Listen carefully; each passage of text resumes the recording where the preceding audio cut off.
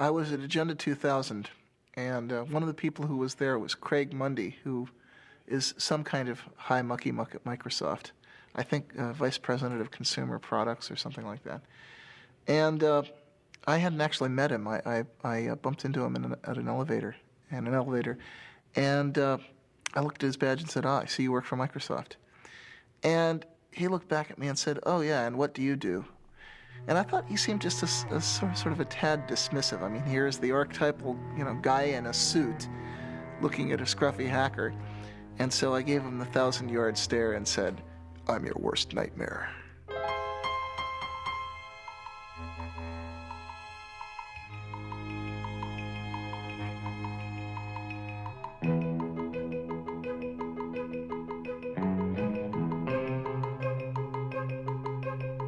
For most of its short but colorful history, the computer industry has been dominated by the Windows operating system. But that could soon change, as Windows faces a strong challenge from Linux. Silicon Valley has long been the place to develop new technology, start new companies, and get really rich. Now the Valley is the front line in a revolution fighting for that most politically incorrect of ideas, individual freedom.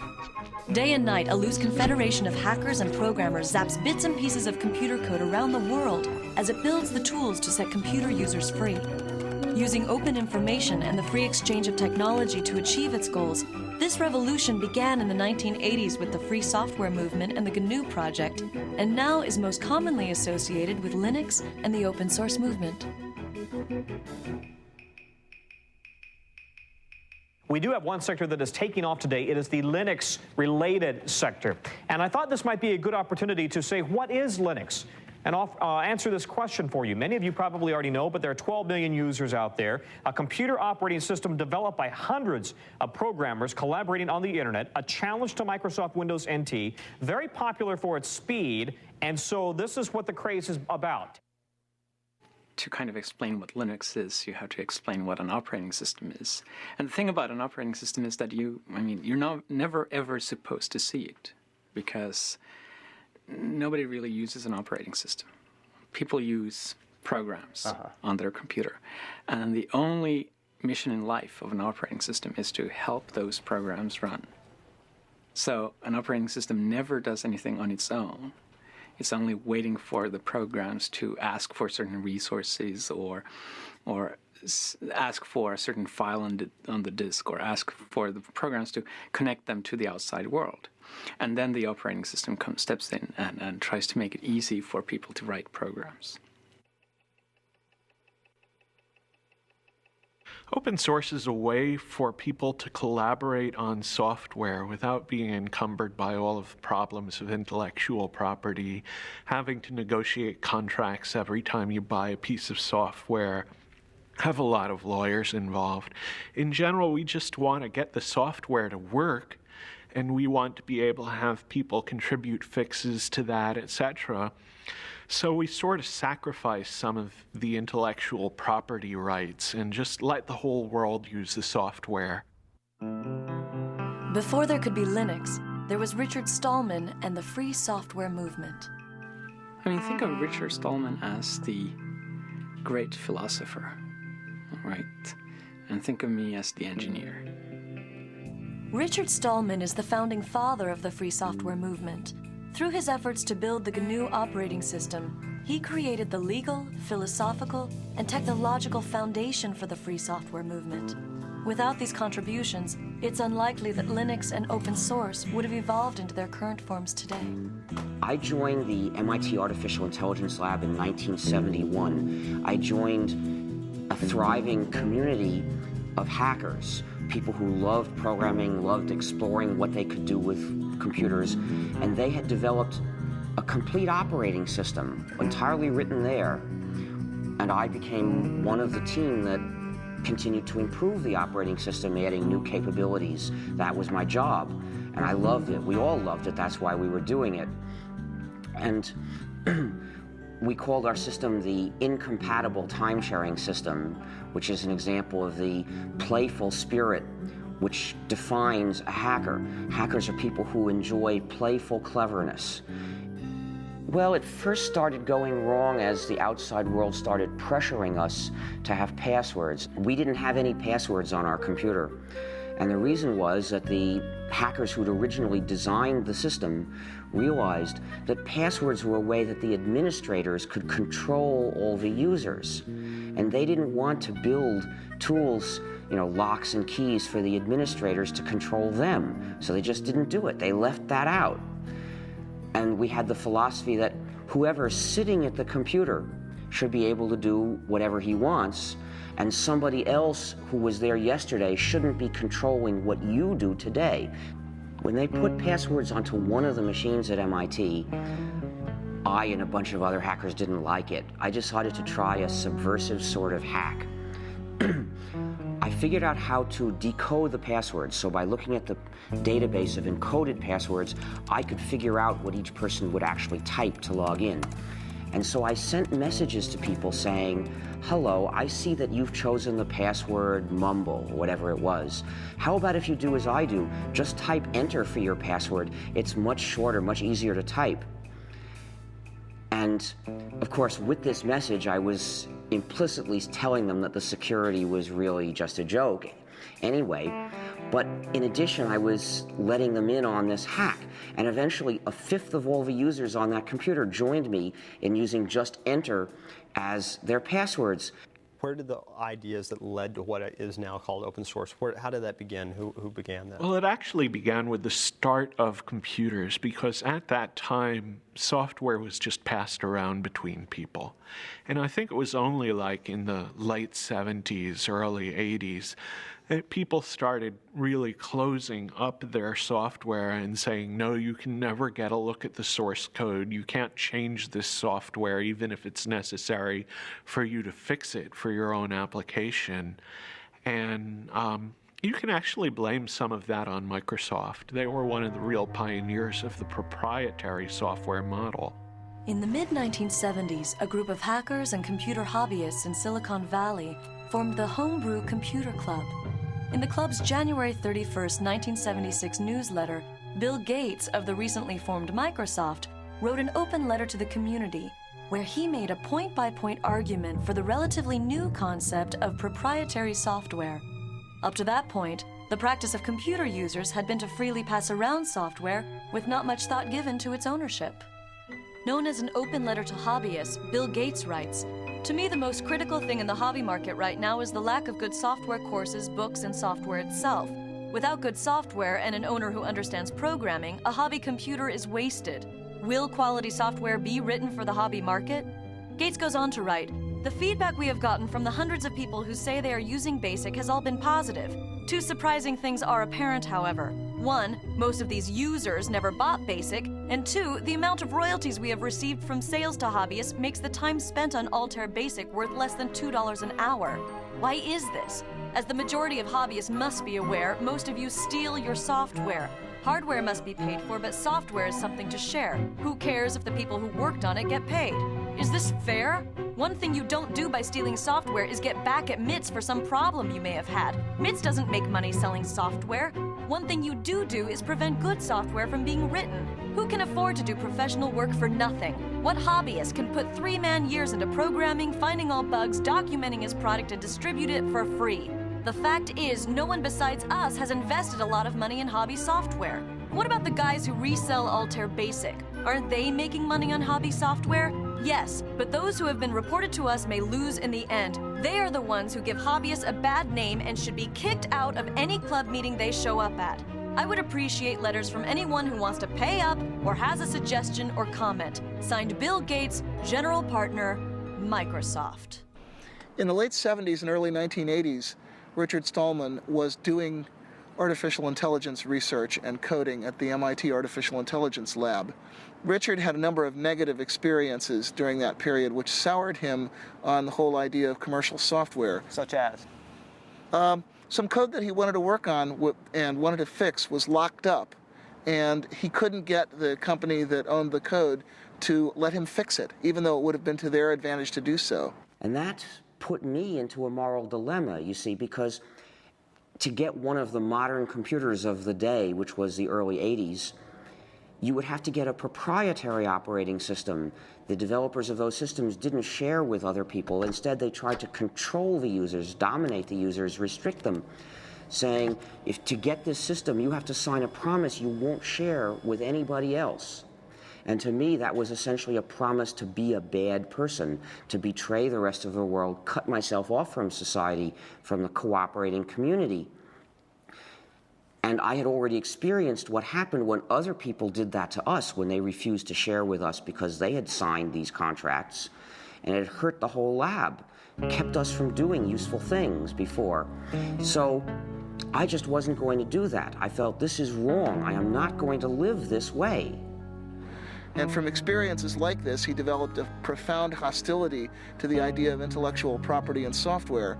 He eventually acted this out by founding the Free Software Foundation.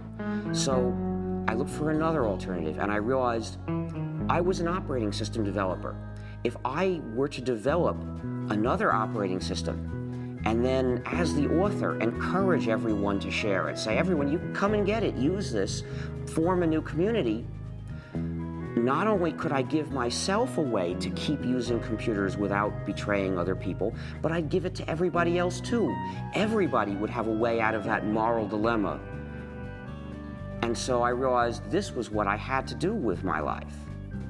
I actually began the project in January of 1984. That's when I resigned from my job at MIT to start developing the GNU operating system. Now, I should explain that the name GNU is a hack, because it's a recursive acronym. It stands for GNU's not Unix. You see, so the G in GNU stands for GNU. And what the name means is I was developing a system that was like the Unix operating system, but was not the Unix operating system. This was a different system. We would have to write it completely from scratch because Unix was proprietary. We were forbidden to share Unix. We couldn't use Unix. It was useless for a community. So we had to write a replacement for it. Throughout the 1980s, as Richard Stallman was building the GNU project, computer scientists from the University of California at Berkeley were developing their own free operating system. Known as Berkeley Unix, or BSD, it was based upon the Unix kernel which had been licensed from AT&T. However, due to legal problems with AT&T and fragmentation of the source code, hackers and other non-institutional users were slow to adopt it. Well, Unix consisted of a large number of separate programs that communicated with each other. So we just had to replace these programs one by one. So what I started doing was writing a replacement for one program, and then another, and then another, and then people started joining me because I published an announcement inviting other people to join me to help write these programs. And by around 1991, we had replaced practically all of them. What were some of the programs that you Well, we had to have a complete system, you need to have a kernel, which is the program that allocates resources to all the other programs. You need a compiler, which translates a program from readable source code that programmers can understand into numbers, mysterious numbers that the computer can actually run. You need other programs that go with the compiler to help do this job. You need a debugger, you need a text editor, you need text formatter, you need mailers, you need lots and lots of things. There are hundreds of programs in a Unix-like operating system. I saw Stallman's announcement. Actually, I met him in February of 1987. He came to give a 5-day tutorial on Emacs at our company. And during the day, he would explain new ways to think about Emacs and ways to extend and enhance it and to use the Emacs source code for better or worse. But in the evening, he was busily working on this compiler, and he had not yet released it to the public, so he was being a little bit careful about who got to see the source code. But I was very eager, and when he first announced it in June, I downloaded it immediately. I played with it. I got some pointers from him, and when I sent the source code back to him, he was very actually amazed at how quickly I was able to ramp up on his technology. Whenever we worked on something at Stanford or in the university, we would get, mostly at the time we were working off of machines from Digital Equipment or Sun, mostly Sun. Whenever we would get a Sun machine, the first thing we would do is we would spend literally days downloading GNU free software from the internet, building it and installing it on that Sun machine. The crucial thing about GNU is that it's free software. Now, free software refers not to price, but to freedom. So think of free speech, not free beer. The freedoms that I'm talking about are the freedoms to make changes if you want to, or hire somebody else to make changes for you if you're using the software for your business, to redistribute copies, to share with other people, and to make improvements and publish them so that other people can get the benefit of them too. Now, those are the freedoms that distinguish free software from non-free software. These are the freedoms that enable people to form a community. If you don't have all these freedoms, you're being divided and dominated by somebody. My first experience contributing to free software came in late 1989, early 1990. I was working as a graduate student at Stanford University on computer-aided design tools. One of the pieces I needed was a tool called a parser generator. Well, the Free Software Foundation under Richard Stallman had created a great tool called Bison. I needed a tool that worked with C++. Bison worked with C. I modified Bison to create something called Bison++. And it was a tremendous feeling of empowerment to be able to take a piece of software that was available and create what you needed in a very short piece of time by modifying it. I put it back on the internet, and I was amazed at the number of people that picked it up and started using it. In fact, I remember going to job interviews. I at various times considered just going out and getting a job, and I had gone to a job interview, and I was talking with one of the people, and I started asking them about what tools they used, and they said, gee, we use Bison++. And I said, oh, I'm the author of Bison++. Free software generally does have a copyright, it does have an owner, and it has a license. It is not public domain. If we put the software in the public domain, somebody else would be able to make a little bit of changes and turn that into a proprietary software package, which means that the users would be running our software, but they wouldn't have freedom to cooperate and share. To prevent that, we use a technique called copyleft. The idea of copyleft is that it's copyright flipped over. And what we do is we say, this software is copyrighted, and we, the authors, give you permission to redistribute copies. So we give you permission to change it. We give you permission to add to it. But when you redistribute it, it has to be under these terms, no more and no less, so that whoever gets it from you also gets the freedom to cooperate with other people if he wants to. And then in this way, everywhere the software goes, the freedom goes too, and it becomes an inalienable right to cooperate with other people and form a community. And so what is that, the license? What is that? Well, copyleft being a general idea, in order to use it, you have to have a specific example. And the specific example we use for most GNU software packages is the GNU General Public License, a particular document in legalese which accomplishes this job. A lot of other people use that same license. For example, Linus Torvalds uses that license for Linux as well.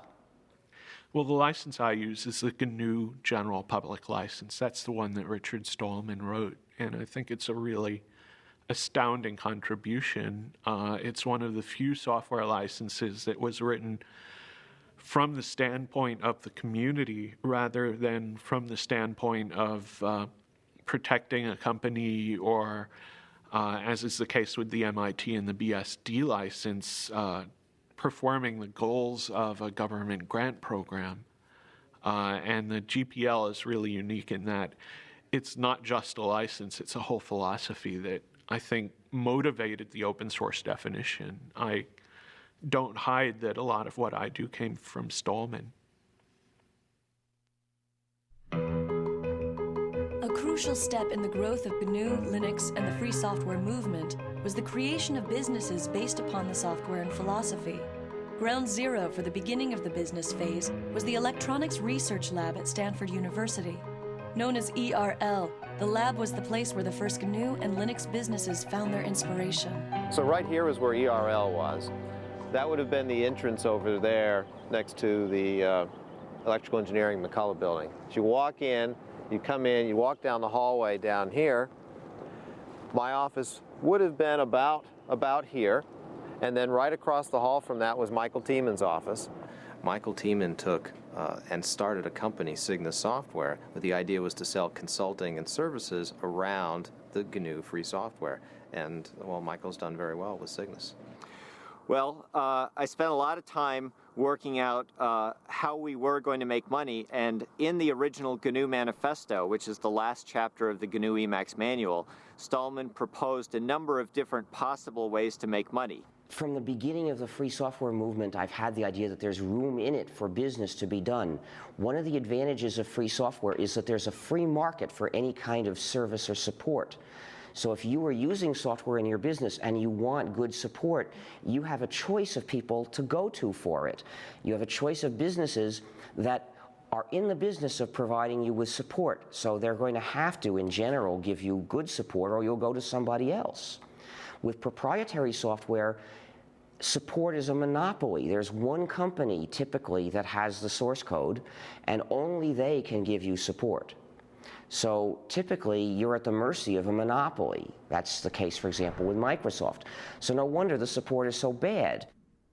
The benefits of free software were tremendous, but the cost of supporting it internally made managers very, very nervous. And so the fundamental idea I had was, if we could build a model that could deliver 2 to 4 times the support and hand-holding capability that an internal engineer could provide, and we could do it at 1/2 to 1/4 the cost, that would meet the test of whether or not people would actually buy. And by about the fall of that year, we had all of the things worked out about who we needed on the technical team, what the terms of the sale would be, what the key price points were, and we actually received our incorporation in November of 1989. One of the most difficult things in starting our company was actually finding a name for it. I explained this to one of my friends. We were having difficulty, and he returned an email message that basically just had a bunch of words with the name GNU in it.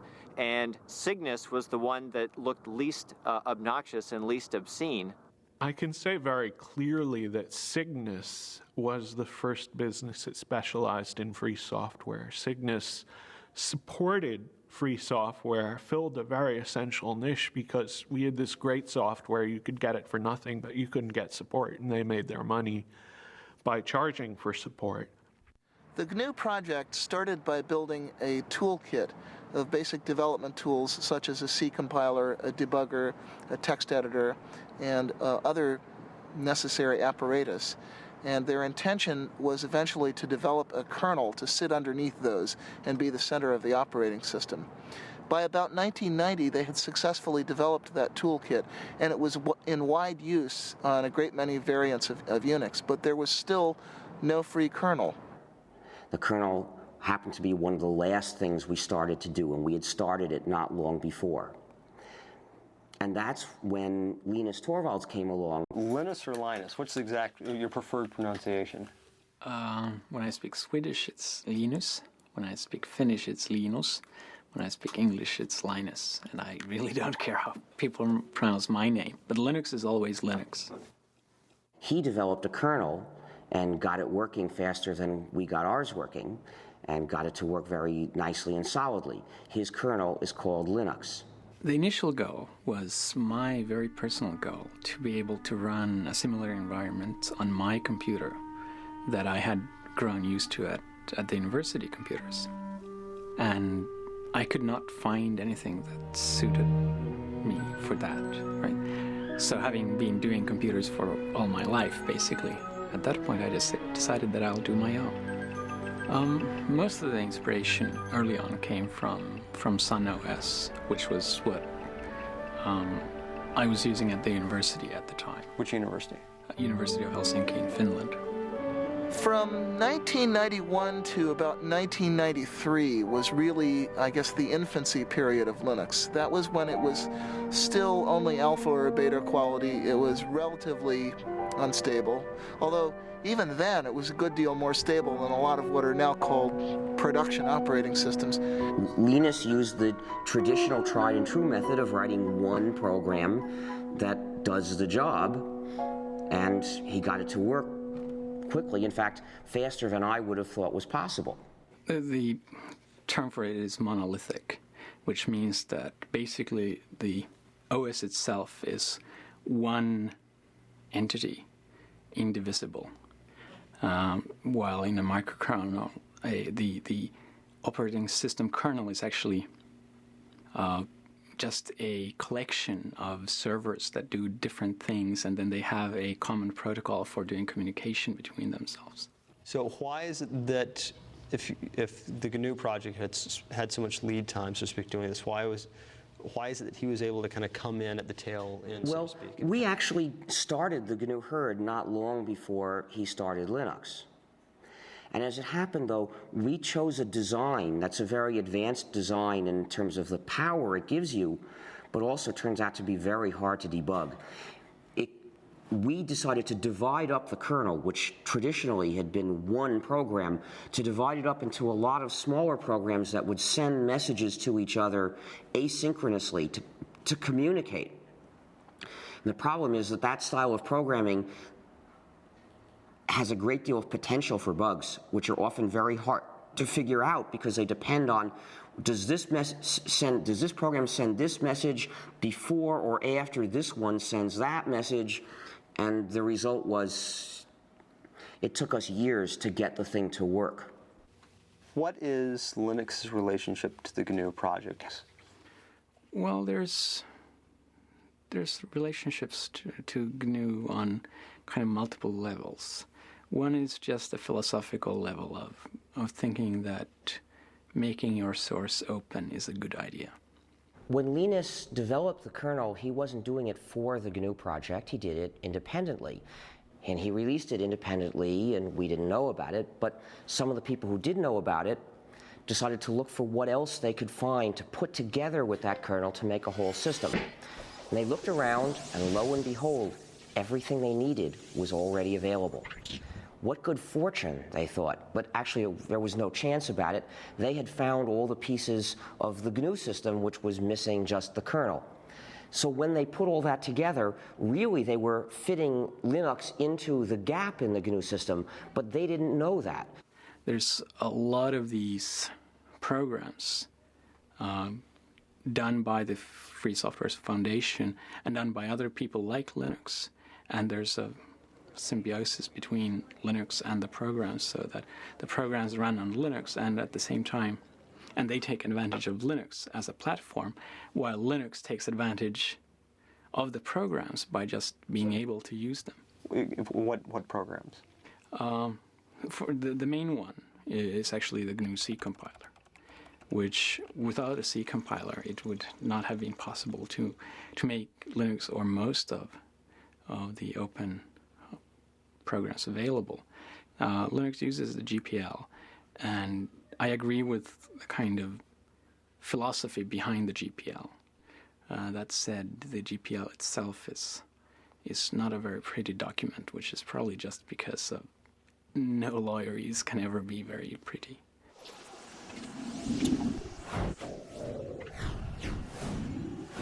Well, I'd been playing around with Linux for actually late 92, early 93 for about a year before I decided it was to the point where it actually had everything that I needed to really replace the Sun workstation.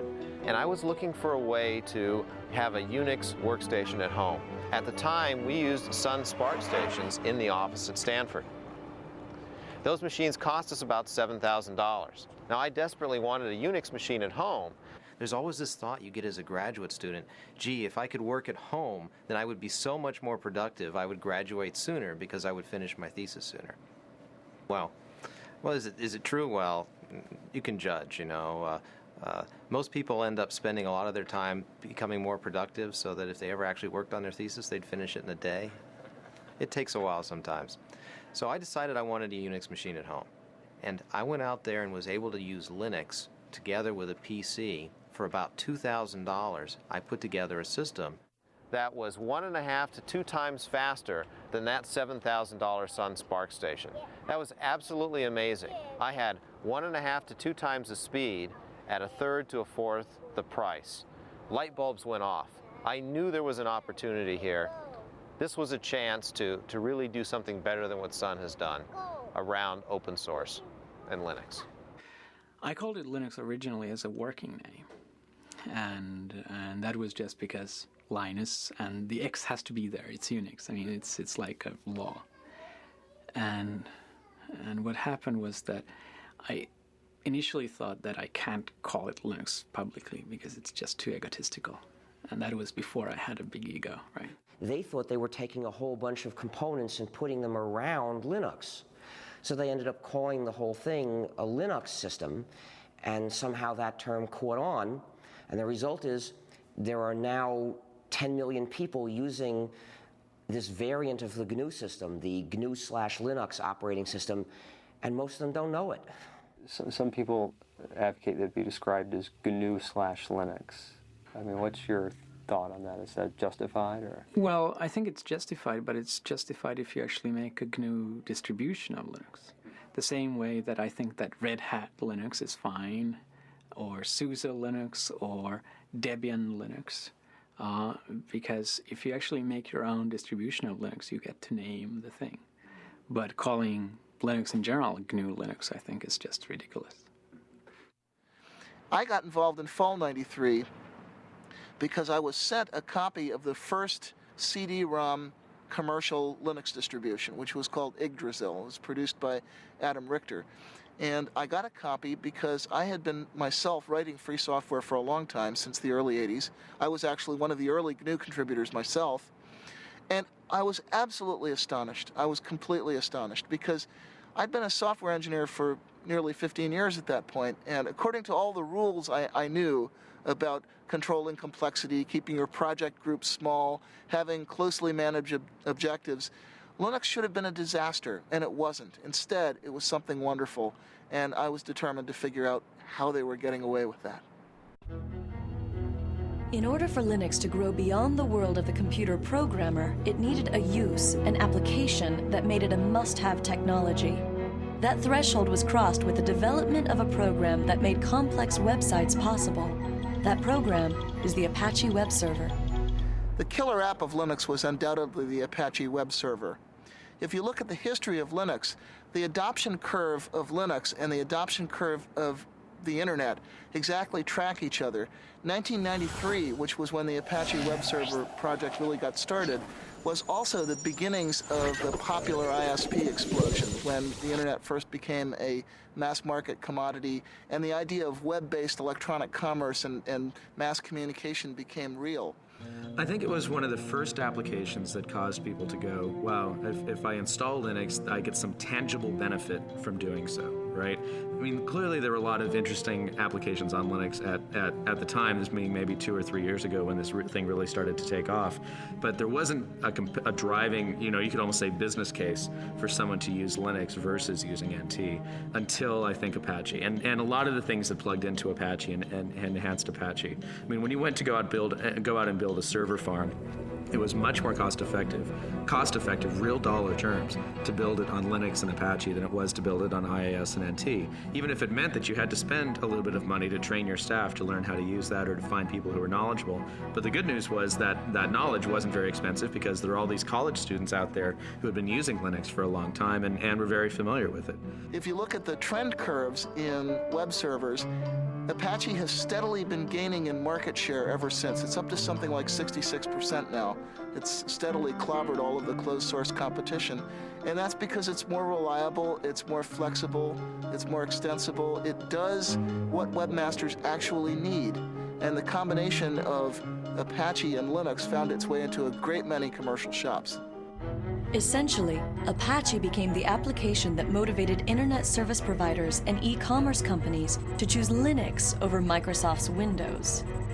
It would probably run best on Linux and on FreeBSD. And the reason is the communities around those operating systems are also the communities that contribute the most back to Apache, right?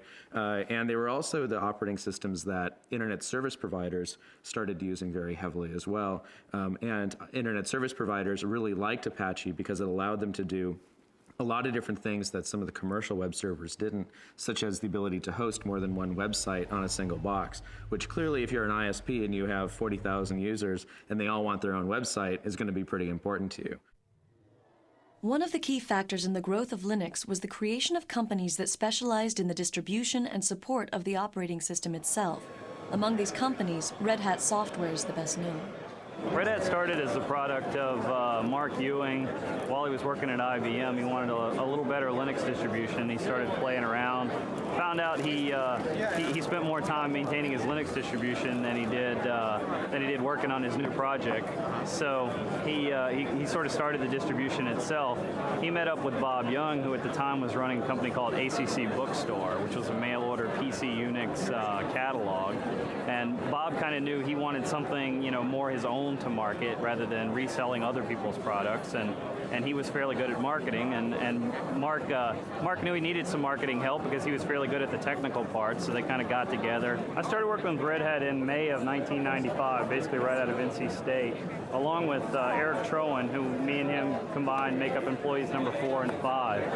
And we actually reported to work at an apartment that Mark Ewing used to live in. We took it over as kind of the development part of Red Hat Software, and stayed that way till about November of 1995 when a toilet we had in the apartment kind of exploded, flooded our downstairs neighbor, and she got a little upset, and the apartment folks found out we were running a business there instead of actually living there at the same time, so they decided to throw us out. So at that point we had about a week to go find our first office, which we did, and get ourselves moved in a hurry.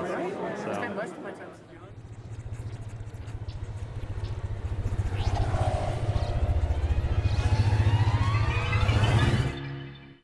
We started going in, again, 95 or so to the venture capital firms, saying, there's something happening here. There's a great business opportunity to build the next Sun for open source. Well, the venture capitalists looked at this and said, gee, you're selling systems, the software's free, this is kind of scary. We're not sure that we want to put money in. And by the way, we funded other systems companies, and it hasn't really panned out. We're scared. I came to the U.S. about 3 years ago, and the reason really was that I'd been spending like 6 or 7 years at Helsinki University and decided that it was time to see the real world and not just university life. Especially this area had a lot of the most interesting work being done. So I just decided that let's try to move halfway across the world and give this a try, and it's turned out pretty well. Do you see this as temporary or long-term? Well, we saw it as temporary at first, and I think it's certainly looking like it's turning long-term. Our youngest daughter is both a US and a Finnish citizen because she was born here, and the older one is speaking both Swedish and English, so.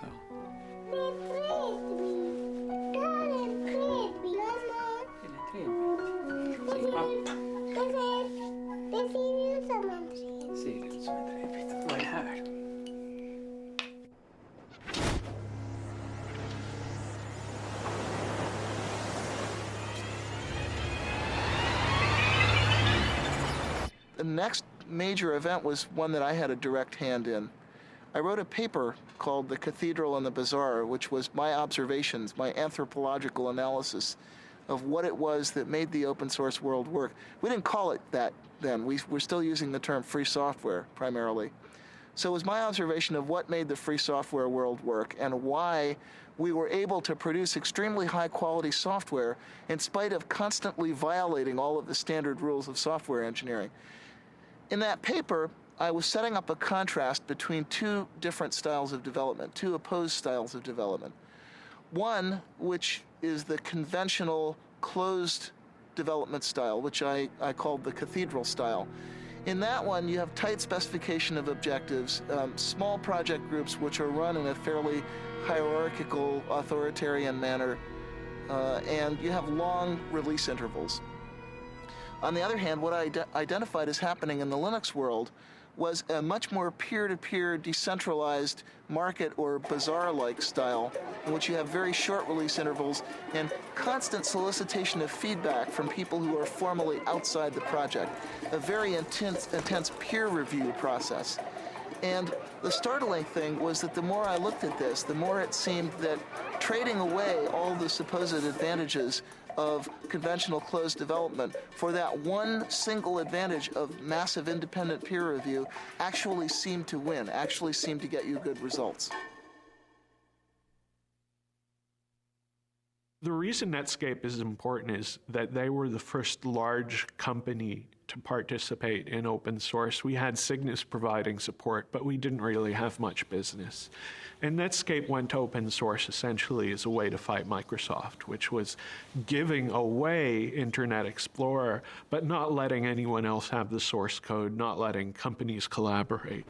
Working as part of the sales force, I got a good idea of why people bought our software and what it took to make our software successful in the marketplace against competitive products.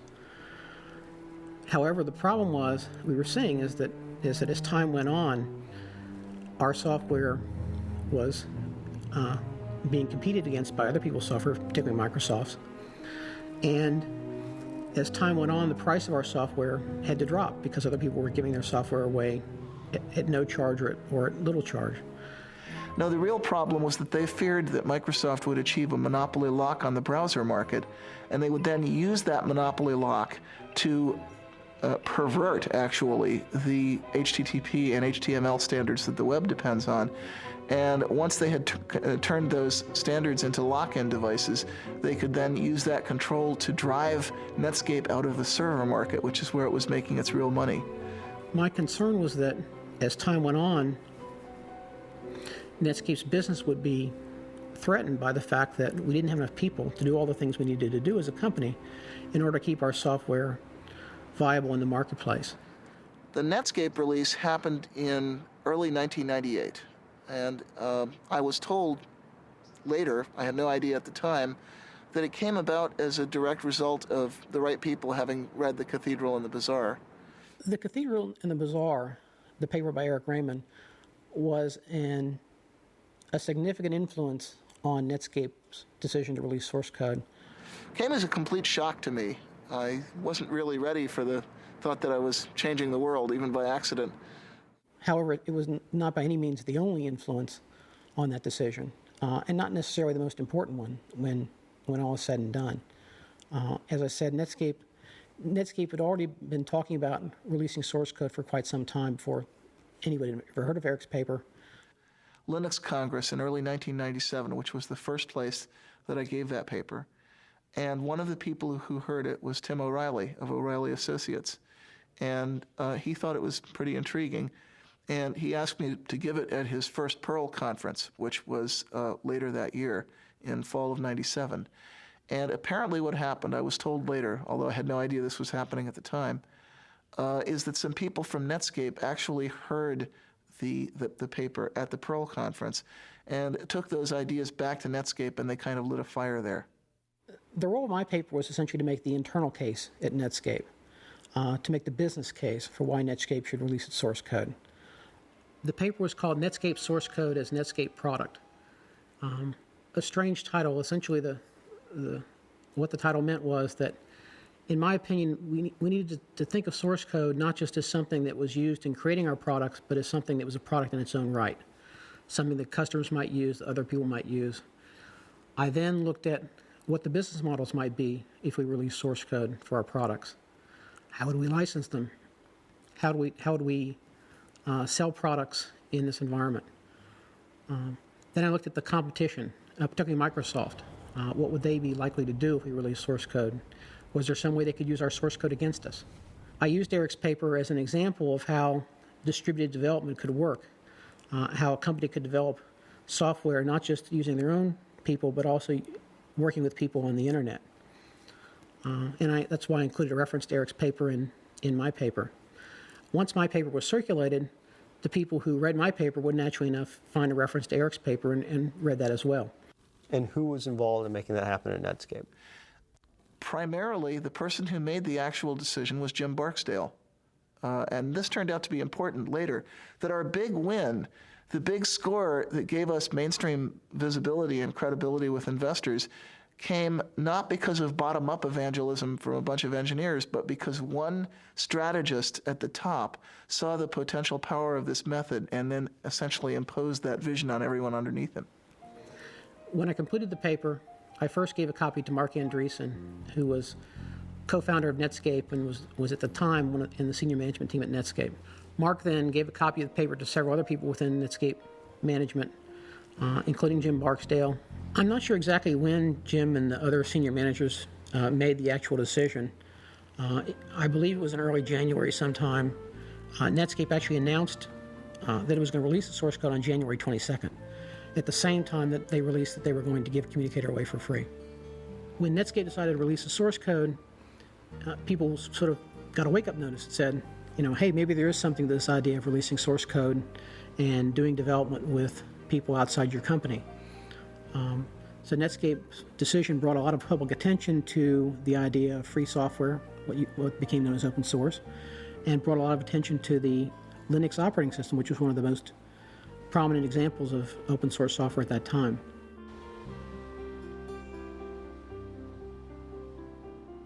This is our first office, Mountain View, California. We moved here in early 1995. This is 4,000 square feet. It was an incredible leap of faith for us to move out and take the company to our own office. Now, what's really important about this place is that this is the office where the term open source was invented. If you walk into an executive's office and you say, free software, okay, if you're lucky, the response you'll get is something like, free software must be cheap, shoddy, worthless.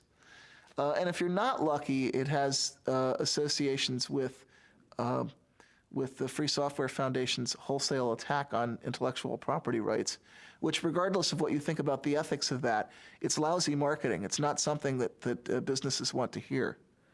So Eric Raymond knew that there was a problem. We'd been calling this free software, but people took the term free and associated with free of charge. They thought that you couldn't make money or you couldn't sell, which is exactly the wrong concept. We wanted to get across the idea that the software was open and that the source code was available. Very important pieces. We had this meeting at the VA offices in Mountain View where Eric, myself, and Christine Peterson from the Forsyth Institute joined us, as well as several other people. Christine Peterson was there by phone. John Mad Dog Hall was also there by phone. A guy named Todd Anderson, who later worked for SUSE for a while, was there. Sam Achman, who now runs Penguin Computing, was there. He was an employee of VA at the time. Well, we came up with the concept of open source. We called Linus, in fact, and asked Linus if he liked it. He was interested. He liked it. Eventually, we came up with something that replaced free software. So that was the beginning of open source. How did you choose the words open source? Do you remember? I think Christine Peterson was the person who really came up with the idea. We wanted, again, the idea that the source code was out there and it was open. There weren't many choices. Well, since the first three recipients have spoken for the open source movement, I think I should speak about the free software movement. The open source movement focuses on practical advantages that you can get by having a community of users who can cooperate on interchanging and improving software. I agree completely with the points they make about that. The reason why my views are different, why I am in the free software movement rather than the open source movement, is that I believe there's something more important at stake, that freedom to cooperate with other people, freedom to have a community is important for our quality of life. It's important for having a good society that we can live in, and that is, in my view, even more important than having powerful and reliable software. But I think some of the people in the free software camp are a little scared by the commercialization. And, of course, a rebel is put off by success. I think that commercialization is very important. We want to mainstream this software. And I work with Richard Stallman, who's the gray-haired man of free software, on a regular basis. And I don't feel I have any philosophical differences. Me as author of the open source definition, and he is originator of free software as an organized thing, except for one thing. Richard wants all software to be free, and I think that free software and non-free software should coexist. That's the only difference we have. we decided early on that what we needed a definition. We needed a kind of meta license to define the term open source. And what we came up with is a document called the Open Source Definition. It's derived from the Debian Free Software Guidelines that were originally written by Bruce Perens. I'd written the original draft of that, discussed it for a month with the Debian developers. Debian is a Linux distribution, and made it their project policy. And Eric and I decided to relabel what we'd written for Debian as the open source definition, and to say open source is software that gives you a list of 9 rights, which is in the open source definition. The first right is free redistribution. This doesn't mean free as in no price, it means liberty. You have to be free to redistribute your software to someone else, and actually no price is a side effect. You can charge for that redistribution or not. It has to come with source code so that someone can maintain a program. If they go from a PC to a Mac, for example, they can change the software. Derived works have to be possible. If someone has to improve your program, they should be able to distribute the result. There's a provision about integrity of the author's source code, which says that the author can sort of maintain their honor, and if you make a change, you might have to change the name of the program or mark out your change very clearly so that your change doesn't reflect on the author. There's no discrimination against people or groups. The example I usually use is you can't stop an abortion clinic or an anti-abortion activist from using the software. There's no discrimination against fields of endeavor, and that means the software has to be usable in a business as well as in a school. The license has to be distributable. In other words, I have to be able to give that license to someone, and that license then should work if that someone gives it to yet a third person. The license can't be specific to a product. In other words, if I distribute my software on a Red Hat system, the license can't say, you can't distribute this on a SUSE or a Debian system. The license can't contaminate other software. So if I distribute this on a CD with another program, it can't say that other program must be free, otherwise you can't distribute my software. And then the only other part of the open source definition is a list of licenses that were accepted. And the ones that we started with were the GPL, which was actually the example for a lot of what's in the open source definition, the BSD license, because software for BSD system pre-existed Linux.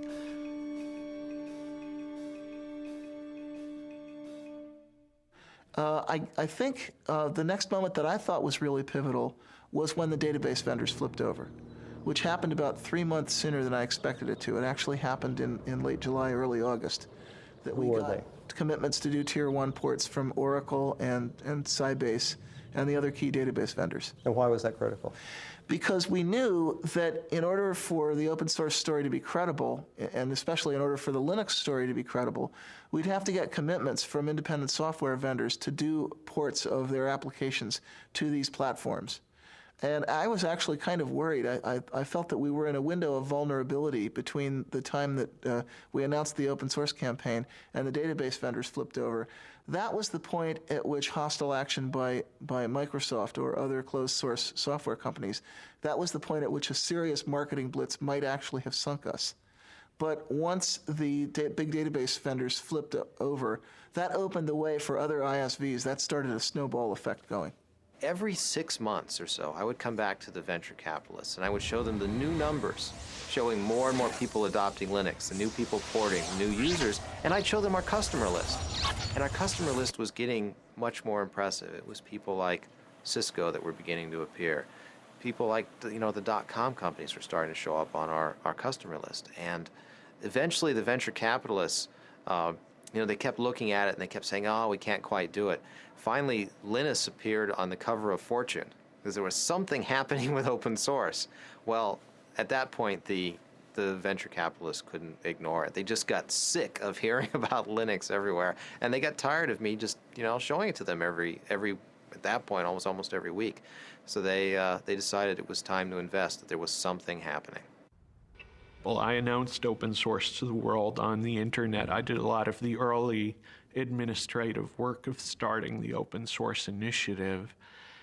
And I think 6 months later, I was reading the words open source in the news all the time and was totally astounded. And a year later, I believe Microsoft was talking about releasing some source code.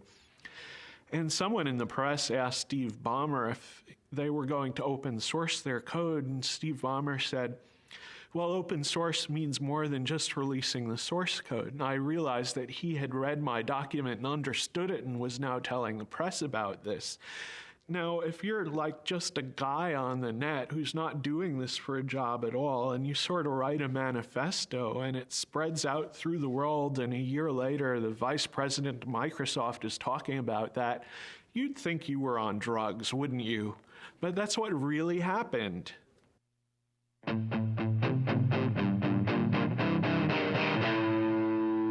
The local user groups tend to be more an issue of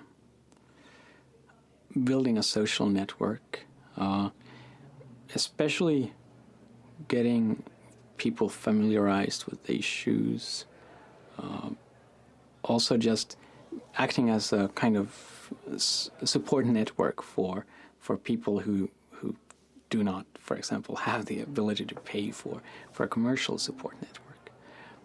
So one thing they're doing in this area, for example, is they're making these, I think it's once a month, they're having install fests, which means that people who have problems getting Linux installed on their machine or have some issue, I mean, maybe they've actually installed Linux but want to set up the network in a specific way, can actually bring in their machines to this users group meeting.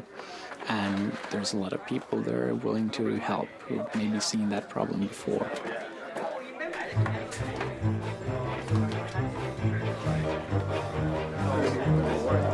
So the card that only connects locally, go back to this. Well, actually, things aren't going so well. I tried it earlier myself. I had problems, and so I came to this Install Fest where all the gurus abound. Hopefully, I'll have better luck getting it in.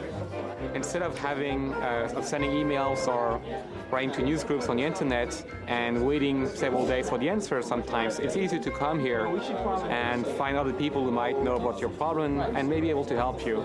And hopefully within a few hours you have your machine installed. Originally I wanted to install on my larger laptop, and so I just did a search on the net and found where there were resources to get help.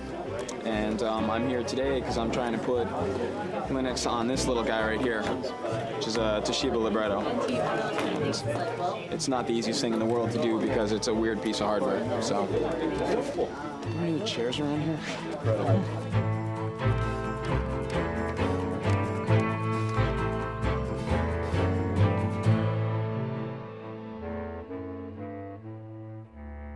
I think the Department of Justice case has made people aware of the fact that you should at least look for alternatives to Microsoft, and maybe Microsoft isn't the American dream after all. And that kind of shift in perception, you can very clearly see that people just took Microsoft for granted. And maybe they're still buying Microsoft, but at least they're kind of more aware of the issue these days. Microsoft actually used Linux as defense. They used Linux to ground a claim that they don't have a monopoly because Linux could essentially push them off their catbird seat at any time.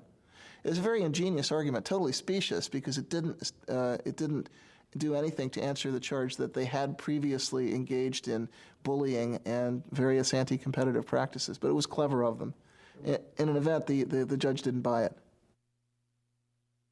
Well, ordinarily, we in the Linux community are rather wary about letting Microsoft become the issue, but there was a Slashdot article about December of '98 where a fellow named Matt at the Noodle had pointed out that a gentleman in Australia had managed to receive a refund for the unused copy of Windows that came with his computer.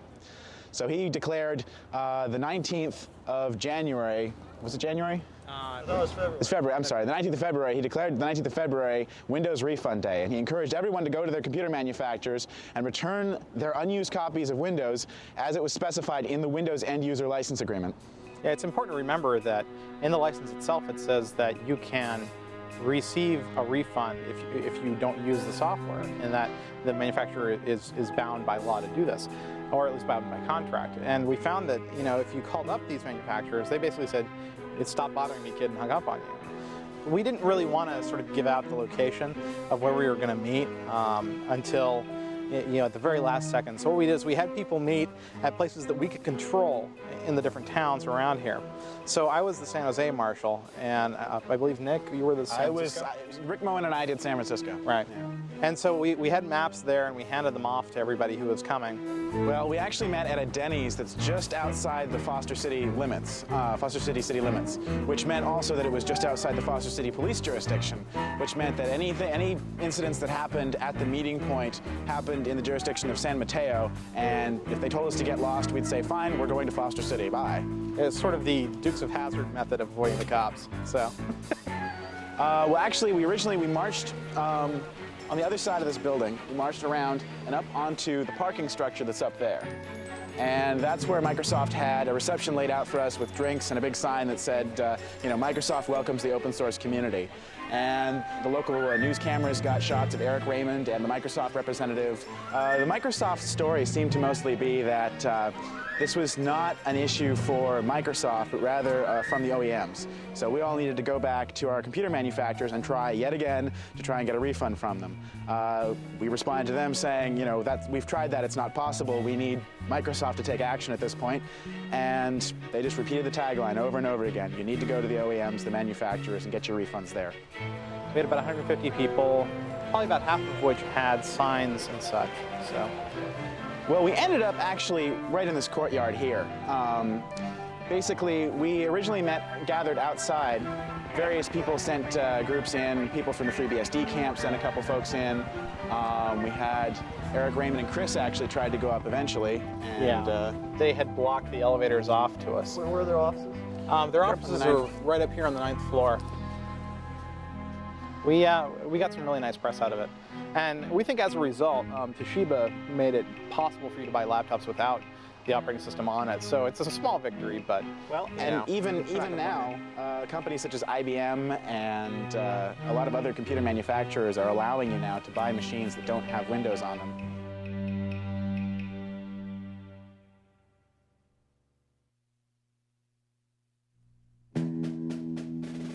You know, when I was a kid and I went to school, the teachers were trying to teach us to share. They said if you bring some candy, you can't eat it all yourself, you've got to share it with the other kids. But now the administration says teachers should be teaching kids to say yes to licensing. If you bring some software to school, oh no, don't share it. Sharing means you're a pirate. Sharing means you'll be put in jail. That's not the way society should work. We need the goodwill, the willingness to help other people, at least when it's not too hard, because that's the basis of society. That's the fundamental resource that gives us a society instead of a dog-eat-dog jungle. So what about people that say that if you have rampant piracy, it will eliminate the profit motive, and then in the creative works software will not be? Well, they're wrong on both counts. For one thing, people are making a profit from developing free software, but for another, the freedom to have a community is more important. People that casually look at open source free software and think, well, because you're supposed to share and do it for people's goodwill, doesn't that seem somewhat communist? What's your response? Absolute nonsense. It makes me really angry when people do that. Well, back in 1989, actually, communism would have been a compliment. The word that people were using at that time was crazy. I wanted them to use capitalism. Communism is an ideology that forces people to share. If you don't share, you get thrown in jail or killed. In 1990, we got a visit from a director of an institute in Moscow University. And actually, I saw him in Helsinki just 2 weeks ago. But in any event, he came by, and Richard Stallman had suggested that he visit Cygnus because he was interested in understanding how the free software model might apply to stimulating entrepreneurial innovation in Russia, of all places. And we had been kind of secretive about our business plan because we weren't really sure that it was going to work, and we didn't want to look too stupid if it failed. But I was very, very open with him, and the more I told him, the more he started shaking his head like this. And I finally said, what's wrong? And he said, this sounds too much like communism to be successful in Russia. You go to a gulag and end up in a mass grave with a bullet in the back of your head. Open source is not communism because it doesn't force people. Karl Marx did not invent helping your neighbor. It's not communist to have a commons. A commons existed long before communism as a philosophy of government. There are many commons in our lives. For example, we drive on the highway, something that is maintained for our common good. Actually, labeling our business model means that it misses the point a little bit. Whether it's communist or whether it's capitalist, the label doesn't matter. The real question is, how much value can you deliver? How scalable is the business? What kind of problems, what kind of rate of innovation can you sustain? And then however you want to label that is really up to you.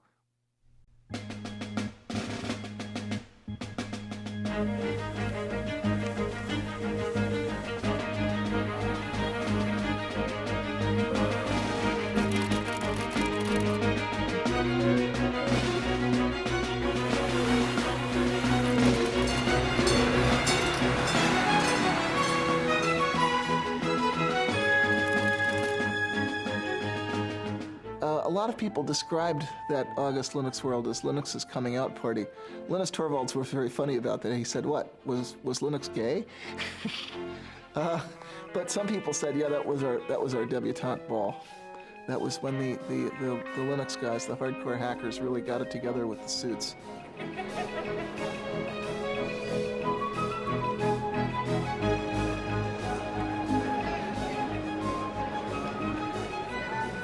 At 3 p.m. on August 10th, 1999, Linus Torvalds delivered the keynote address at Linux World.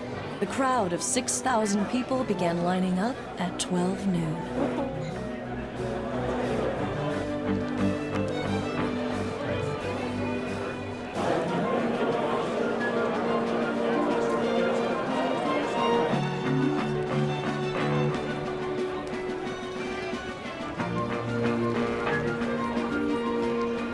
Ladies and gentlemen, please welcome Larry Augustine, Linux World Conference Chair and President and CEO, VA Linux Systems.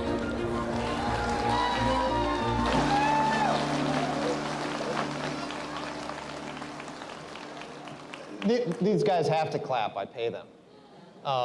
Thank you all for being here. It looks like it's been a great show so far. If you'll indulge me for a moment, I'm going to try and avoid the glare of the lights and just I still think there's a lot of people, even though this is the second show, I still think there's a lot of people who don't quite get what it is that's so exciting about Linux. There's this great show going on next door, there's huge exhibits and everything, but it's the people out here that are the real contributors, not those companies. The person on next, I know you all know, so I don't have to give anything in the way of introduction. Ladies and gentlemen, I give you Linus Torvalds. Linus.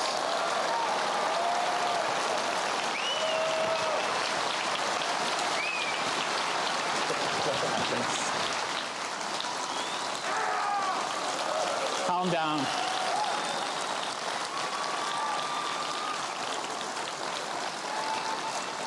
Calm down.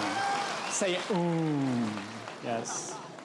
I don't want to just give one of my normal talks because I find them boring. Probably by now, most of you find them boring too because you've heard them like 10 times. But after the technical update, we'll actually try whether we can do a questions and answers session with 5,000 people or how many of you there are there. And it may not actually work out because one of the 5,000 people is really loud. The one thing I will do, which I always do in all my talks, is the gratitude thing. I want to kind of acknowledge the fact that I've obviously not been alone in doing Linux.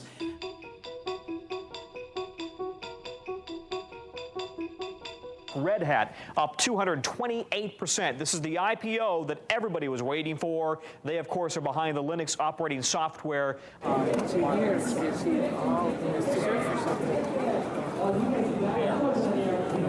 RHAT. I know what it is. All I've gotten today are comments about what the stock price is. All morning. You know, it was at 41, it was at 42, it was at 47, it was at 53, it was at 51. Every machine, as far as I can tell, on the show floor is pointed to their E-Trade accounts, to their broker accounts. They know the Red Hat price. I can't believe it. I just heard 53. Oh boy! Hang on, I didn't buy any. You didn't buy? No, I didn't buy. I should have bought, but no. That's great if it's that. You guys don't know? Well, you know, Red Hat being successful just means that it legitimizes Linux, so it's much easier for us to go out.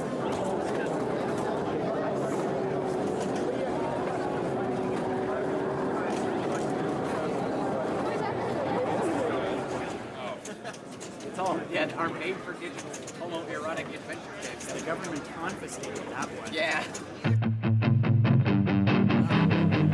It's kind of been a little bit divided, and you've got a lot of people that are pretty hardcore, and they're kind of offended by that, you know, because they've worked really hard and they're not really getting maybe their fair share out of that. Some people do get ticked, and you know the thing that you see that on a lot of mailing lists or on Slashdot. You know, you'll read, this guy is really mad because he didn't get a chance to didn't get a chance to get stock from Red Hat. He didn't get a chance to get a job from this other company, you know. But the kind of the shocking secret there is that most of the really hardcore guys, you know, they don't care so much. The guys that are kind of really down in the trenches, they're writing this code because they need this code. If we could invite Richard Stallman, who's the founder of the Free Software Association, and Tim Ney, who's the managing director. There we go. Here it is.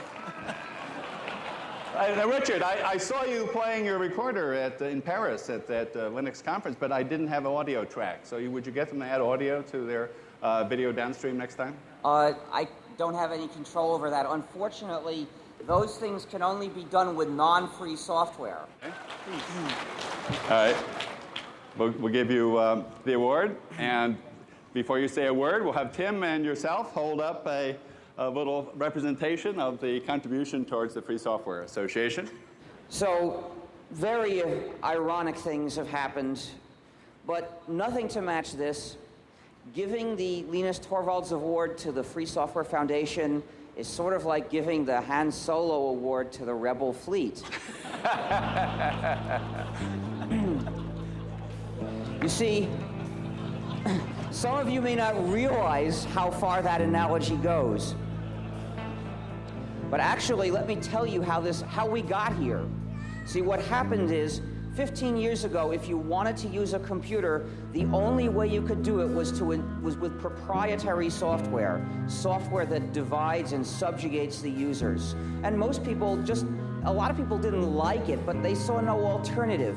But some of us were determined to make an alternative, and we said we're going to develop a free operating system, a free software operating system that will give users the chance to have freedom while they use their computers.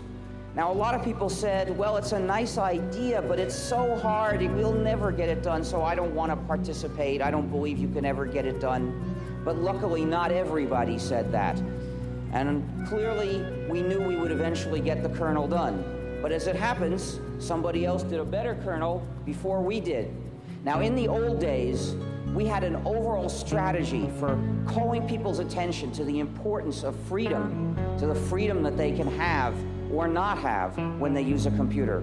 Well, what can we do about it? As far as I can tell, the only workable way of trying to change this and make that strategy work again is to spread the word that the operating system you're using is actually the GNU system, somewhat modified, of course.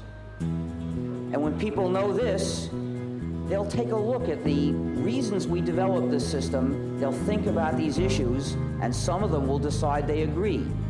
So I ask people, please tell people this is the GNU system. It's the combination of GNU and Linux, so we can call it GNU/Linux.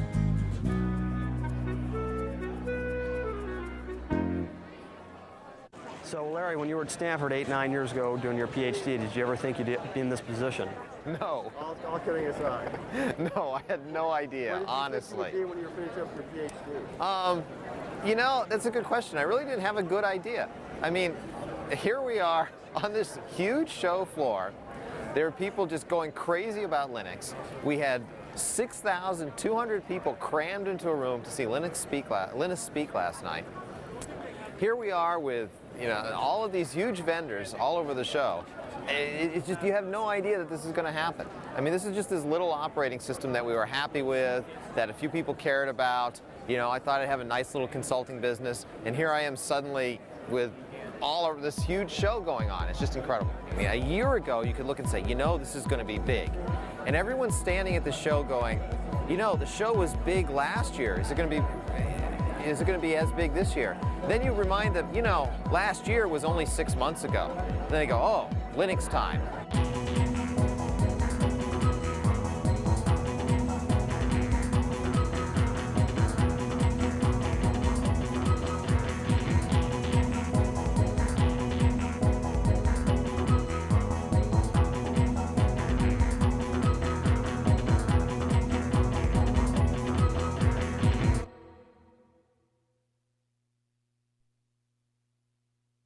So leading up to the IPO, we had arrived actually in San Diego on Tuesday night. We spent Wednesday morning meeting investors in San Diego. We flew up to San Francisco. Spent Wednesday afternoon meeting investment firms in San Francisco. Then on the Thursday morning of the IPO was when our stock would be traded publicly. So it was nice that we had ended the tour in San Francisco, because we could go to the Credit Suisse trading desk the next morning to watch the public offering. And in San Francisco, being close enough to the company and to our families, we could invite people up to actually join us in the first trade. So I invited my wife, and we invited Linus and Tova and a number of other friends and people who worked in the company to join us. Whenever we invite Linus and Tova, they have 2 young children, and I have a daughter, Andrea, and we always bring the kids along. So we went into the Credit Suisse trading floor with all these traders, and there are these 3-year-old kids running around and chasing each other around the around the trading floor. So Linus and I walked in, and we walked up into the trading floor, and everyone was very excited, and we kept asking them, well, how's it going? Are things going okay? And they said, oh, it's we're really excited. We think things are going well. We don't want to say, you know, we don't want to jinx anything. We walked in, there was a big screen TV showing CNBC, and it was amazing to us, but the theme for the day was Linux. Now, we have an IPO that's going to go today, and when I mean go, it is going to go. The estimates I'm hearing are staggering, but watch VA Linux Systems. It goes at 1240 today. The symbol is LNUX, a provider of large-scale computer service and workstations specially designed for the Linux operating system. The original range on this IPO was $11 to $13, then $21 to $23, then $28 to $30, priced at $30. And the estimates I'm hearing, I don't want to repeat because I don't have a confirmation, but if they're true, they will blow your mind when this stock takes off at 1240. I turned to Linus and I said, gee, did you ever think, you know, you'd walk in here someday and Linux would be the theme on CNBC? And you know, Linus, in his joking way, said, oh, absolutely. So we walk in and they show us the buy and sell orders coming in, and it's incredible. We're seeing numbers like $320, $340 a share. And I'm just in complete shock. You know, this is over 10 times where we priced the offering. It was incredible. And I remember Linus just kind of sort of patting me on the back and saying, just, you know, relax. And it was pretty exciting to see that. I mean, it was just amazing. We were stunned. We were lucky that we were able to get back to the offices. We had been in San Francisco, so we could come back to VA's offices to see everyone in the office for the IPO. We got back, we had, everyone was obviously very excited. The IPO had done just tremendously well. We had a little party that we put together. It was interesting, while we were celebrating, though, there were plenty of people that were still trying to work. I recall cries of, be quiet, we're on the phone, we're working, as we went into the offices. One of the things I did was I gave the roadshow presentation for the employees back at the office so they could have an idea of what we'd been telling investors and understand exactly what we'd put together for them. But again, the story of the day is VA Linux now up 766% to $235 to $265. Sue, the best performing IPO ever. Here it goes. Sycamore Networks was priced at $38, surged to $270. This has just beat it. And by the way, so how do you feel about potentially billions of dollars of wealth being created from your creation, but you're not necessarily directly cashing out? So if I hadn't made Linux available, I mean, I wouldn't have gotten any money that way either. So I mean, it's a win-win situation.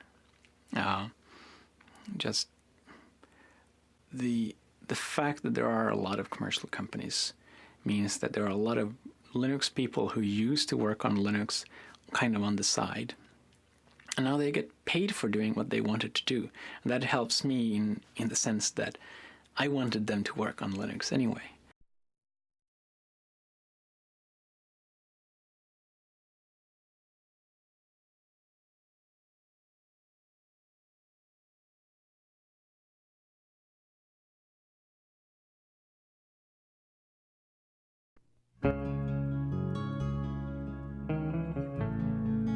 The whole GNU project is really one big hack. It's one big act of subversive, playful cleverness to change society for the better, because I'm only interested in changing it for the better, but in a clever way. Hi, we're the GNU Stallmans, and this is the free software song. Join us now and share the software. You'll be free, hackers, you'll be free.